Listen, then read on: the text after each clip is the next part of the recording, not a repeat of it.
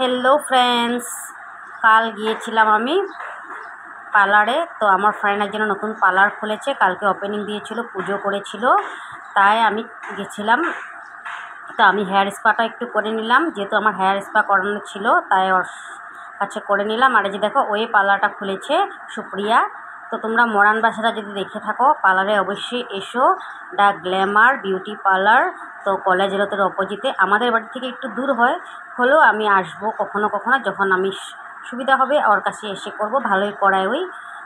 তো একেবারে কখনো কখনো করেছি ওর থেকে। তো হেয়ার স্মুথিংটা ওর থেকেই করালাম, কিন্তু সেদিন এসে, তখন তো ওই পার্লার ওপেনিং করে না, কিন্তু আমি করে গেছি, ও করায় দিচ্ছে।